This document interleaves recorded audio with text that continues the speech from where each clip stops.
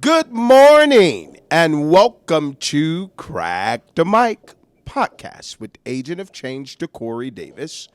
And this week's segment is entitled Equality Doesn't Mean Equity in Education. With all this talk around equity, diversion, and inclusion, EDI seems to be a buzzword in every facet of life, right?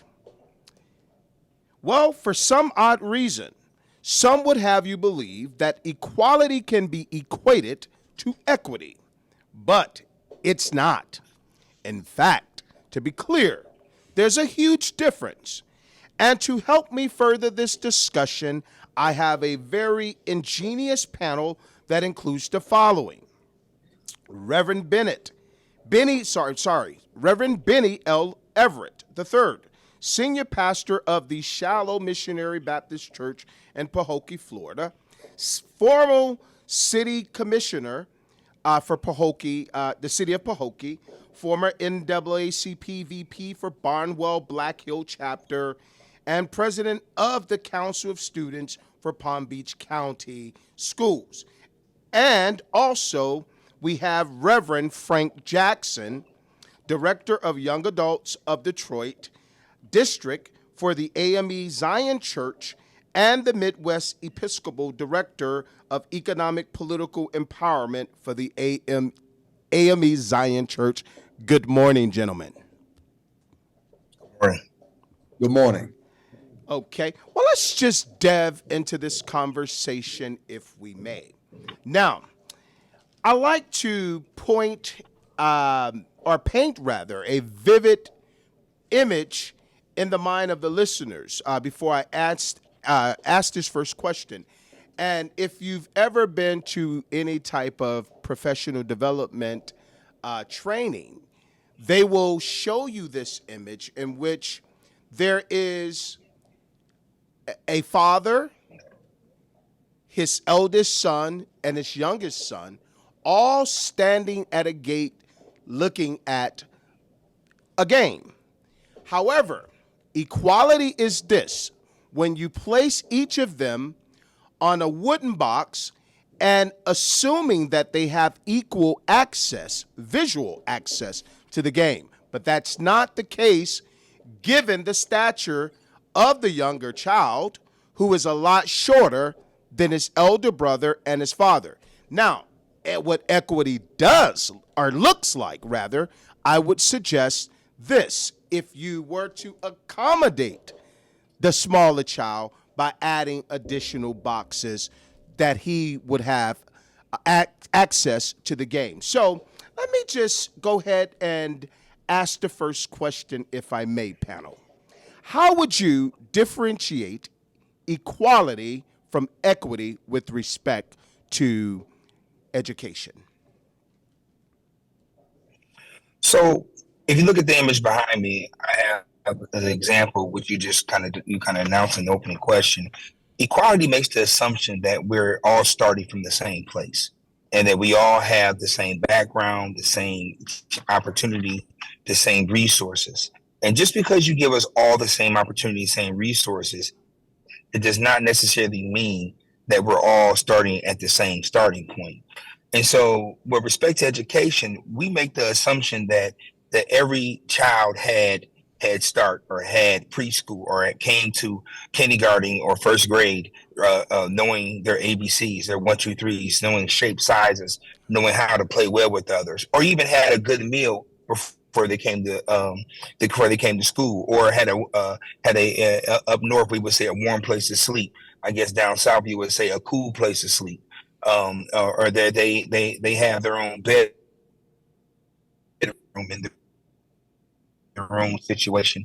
And when it comes to education, one of the things we say in Detroit is that we had to, when I coached high school football, we had to make a decision where we're going to get an athletic trainer or we're going to get a school tutor. Wow. Because our kids were struggling to make grades. And so at one point in time, we had to make a decision whether we were going to get an athletic trainer or a babysitter because some of our players could not come to practice because they had to babysit their kids before they came to school. So making the assumption that everybody is starting at the same starting point, that's what differentiates equity versus equality. And equality makes that assumption, whereas equity takes a look at the situation, and you base the resources you give to the individual based upon their needs. Oh, well stated. Well stated. Thank you for that, Reverend um, Frank Jackson. Thank you for that sentiment. You want to go ahead and share your response to that question, Reverend Bennett? Yes, just to piggyback off of what my brother just stated, I think when we in differentiating equality and equity, equity takes more of a cultural competency approach. Mm-hmm. Uh, Understanding, as Brother Jackson stated, having an understanding of one's background, one's context, and even sometimes when there are similar experiences, um, or life experiences, that is, you still can't say that they're similar. And what I'm trying to get to is one professional development, we did an equity walk. Uh-huh. And in that equity walk, we had all races participate in that equity walk, and the goal was to try to get individuals to see Mm-hmm. experiences of those who are considered minority, and some who were non-black wanted to say in many instances that their situations were similar Uh-huh. that of those who are minority. And uh, I think when we talk about equity, I think we have to have a cultural competency to see that while you may have had similar experiences, Mm-hmm. um, there are, implicit biases that we must confront, that is attributed to those who are of the minority. I'm just calling it African Americans, black folk. That's fine. You know, that we face that they don't face. Absolutely. Absolutely. Don't. But I think Brother Jackson summed that up pretty. I mean, phenomenal. In differentiating the differences between equity, I say it is like a parent. You can't say, "Oh, I love all of my children the same," when all your children have different needs. Absolutely. I definitely echo that sentiment. Now, I want to go ahead and go to the next question, but I want to preference this question with this rhetorical question. And the question is as follows: do standardized tests do more harm than good? I suggest yes. Now, according to a 2015 Washington Post released data from the Council of Great Schools, and it suggested that 112 tests were taken out of 60 large urban schools. They mandated 112 standardized tests between pre-K to the 12th grade. Yet the achievement gap was never reached. And I like to argue that this achievement gap wasn't reached due to the testing process that dominated curriculum and consequently evoked anxiety, anger, and stress with our kids. Now, in that same Pew Research poll taken in 2015 by PISA, the Program for International Student Assessment, that tests 15-year-old students around the world in these three key areas: reading, math, and science. Interesting enough, the United States ranked out of 72 countries 24th place in reading, 40th place in math, 25th place in science. Now, if we were to look at a country and compare that to a country that only does one test each year, Finland, whose test at a much lesser rate, the data suggests that they ranked in that same international research study 4th place in reading, 11th place in math, 5th place in science, and suffice it to say, their data have remained consistent since 2010. And now, when I look at their single yearly tests in comparison to the United States, 112 tests taken yearly, I think that substantiate my claim.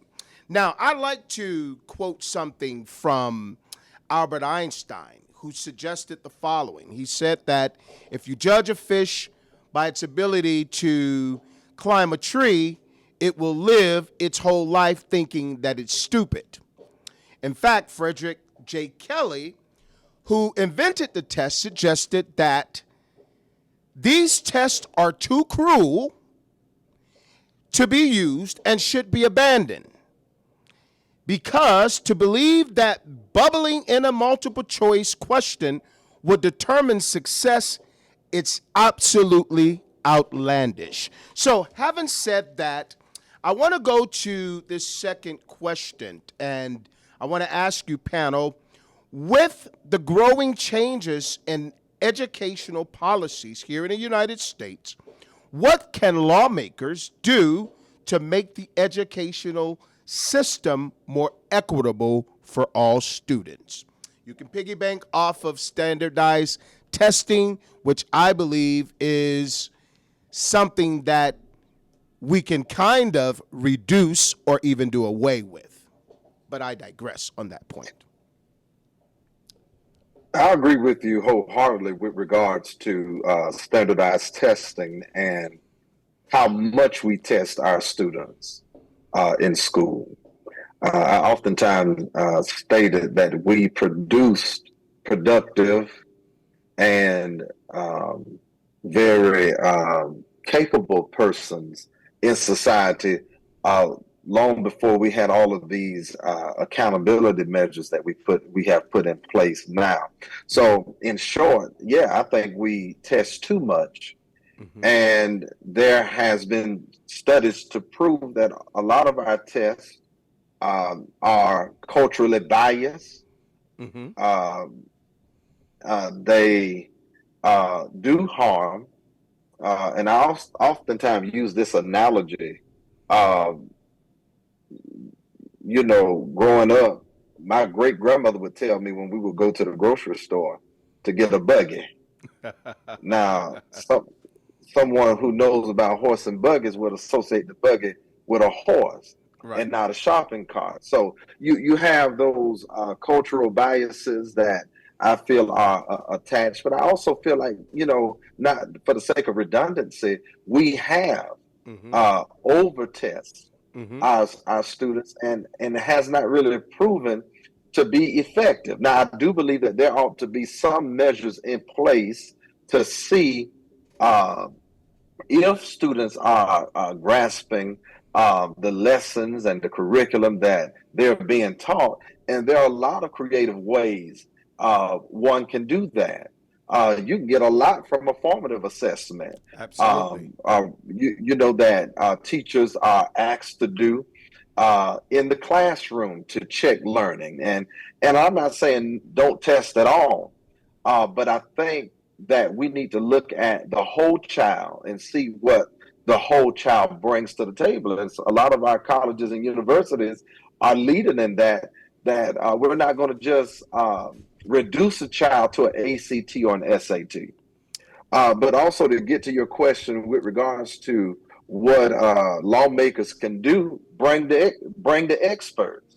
You have people who hasn't spent one day in a school center, persons who have not worked a minute in our school settings, making policies for teachers Mm-hmm. and students. Uh, they need to bring those who live that life Mm-hmm. to the table to help guide in decision making. And then another thing, we need to stop, especially in Florida, these oppressive laws Absolutely. that are being passed. We banning books, and we want to redact history, and we Absolutely. want to revise history, and we want to miseducate our black children to say Mhm. that slavery benefited us because we learned skills. That's like telling the rape, at least you got a baby out of that forced sexual encounter, or at least you didn't get a Absolutely. disease as a Absolutely. result of being raped. And so, what we can do is stop passing oppressive laws. What can happen is, let's bring the experts, those of us who live this life as educators, to the table, Mm-hmm. and let's increase funding so that Absolutely. we can hire qualified people, so that we can address the mass exodus of teachers that are leaving the profession because Absolutely. they are not given a livable wage. Absolutely. I definitely echo that sentiment. We're going to go ahead and go to commercial and we will come back. We got to pay the bills, so we'll be back. Let's take a commercial and we'll be right back. Me and old Hal have been together for a long time. Recently, I realized that I could use some help with basic everyday tasks, but Hal depends on me, and I'm not going to leave him. I don't have to. Yes, that was good news, wasn't it, Hal? Immaculate Home Health Care can give you the help you need so you can stay safely and comfortably at home from a few hours a day to round the clock. Call today for your consultation. 561-372-9108. 561-372-9108. Online at ImmaculateHHC.com. We want to go ahead and thank our sponsors, but let me just go ahead and address that. You did bring it up, and it's a very controversial bill that was passed by the Florida College Board and signed by Governor DeSantis. And for me, I cannot understand the political expediency of that bill. For me, it is quite insensitive on his part, and there should be an indictment, not in the criminal court, but in the court of public opinion. And the reason I say that is because of this. If you're asking what are some things learned from slavery, I can't think of anything but cotton picking. And then when you look at that menial labor and the transatlantic passage that slaves had to come through, and you look at the tragedy of many lives lost, I think it's actually an insult to the black Americans in this country. That's my thoughts. And that is why I would say there should be an indictment for Governor DeSantis, not a criminal indictment, but for the accusations that he has just levied against people of colors, assuming that we have mastered or that we have gained a skill from a very atrocious activity that took place here in the United States. I digress. You want to go ahead and share your thoughts on the question, Reverend Jackson? So I definitely wanted to address this DeSantis bill. We should not be surprised. DeSantis has showed us who he is and what he's about. Just think of his whole fight against wokeism. As African Americans, as black men, as a black people, woke was our term. This whole thing that he's done with it, woke for us was for us to tell each other, or it's for us to say that we are aware of what's going on culturally, systematically, and with us as a people. But now he has turned that around into something that's bad.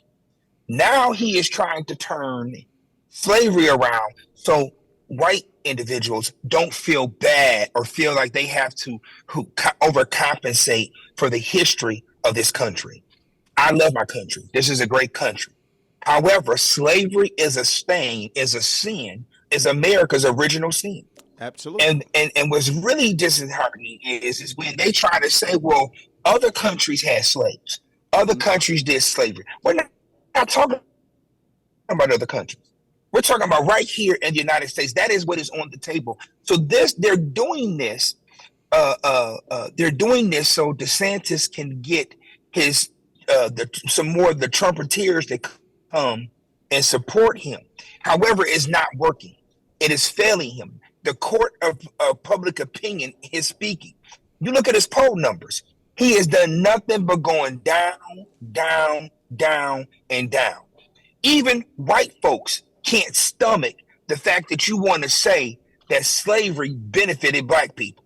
And the few people he has, his DeSantis that are going around saying this, they're getting blasted by other whites who otherwise wouldn't have anything to say about it because even they can't stomach it. So that is what's going on. But I wanted to also respond to the question you asked regarding policy, and I'm going to go away from standardized testing for a moment, and I'm going to say this: we need to change the policy and compensate teachers according to education results and discontinue awarding tenure. Now, while I got to be careful saying that because my mother's a college professor, all the women in my family are teachers and they all have been tenured. Right. I'm not saying tenure should not be there, but what I'm saying is that we need to find a way to change the policy to compensate our teachers according to their education and the results they get. Revamp the requirements for becoming an educator. Incentivize becoming an educator. It's a shame that we don't pay the people who educate our future a living wage in every single state. We still have states where teachers start out their salary in the 20s and not the 40s. Right. And that's a shame. We need to incentivize them by also forgiving their student loans. You should not have to go into debt to become an educator. We teach a financial literacy class in my church, and I have a person who is an attorney, and I'll wrap it up in 30 seconds, who has paid his student loans for the last 5 years. He started on student loans owing $250,000. Oh wow! After 5 years of making on-time payments, he now owes $310,000. Wow! And I have teachers that are in the same boat, just not as big. They started out owing only $60,000 in student loans. They've made their payments for 3, 4, 5 years, and now they owe 10 and 15 and 20% more than what they started out with. We have to find a way to incentivize people to become teachers, so we get those who want to teach and who are good at teaching, and get the results that we need for our children. And so this idea is larger than schools and education. Absolutely. It requires equity to be an overall approach to attack poverty right at its heart, which is lack of education. There's no federal or state incentive to circumvent poverty or the mindset of the poor and the impoverished people in general. You know, we have to do this at the school level. However, the community has to be involved and the home has to be involved, has to all buy into this as well. Absolutely. I definitely echo that sentiment, Reverend Jackson, because, you know, according to many sources, the original purpose of education was to provide both a basic academic education as well as common political and social philosophy to all young people, regardless of their social class. But we know that is not the case. That's where we are in this country. Well, unfortunately, we are out of time for this week's segment. Equality doesn't mean equity in education, part 1. I want to thank my sagacious panel, Reverend Bennett, Reverend Benny L. Everett and Reverend Jackson. But make sure to tune in next week for part 2. And again, I want to remind you to like and share this YouTube channel. And again, this is your Agent of Change signing off with this week's segment, Equality Doesn't Mean Equity in Education, Part 1. Make sure you tune in next week. Peace. At Immaculate Home Healthcare, we recognize the important role home plays in healthcare, which is why we are dedicated to helping you and your loved ones heal at home. Together, we work with you, your physician, and family to help make the transition from hospital or facility care to home care a smooth one. Our team of highly skilled health professionals includes nurses, therapists, aides, and medical social workers that have been chosen for their compassion and commitment to care. They undergo rigorous background checks to ensure that only the most dependable and trustworthy staff serve you. People turn to our home health care for help with services like post-surgical care, wound care, chronic disease management, diabetes, pain management, and hypertension. Home health care costs less than hospital or facility care, and Medicare pays 100% for qualified patients. At Immaculate Home Health Care, we provide quality medical care in the comfort of home. Call us today at 561-372-9108 to discuss qualifications and payment options, or visit us online at www.immaculateHHC.com. We'll be happy to help.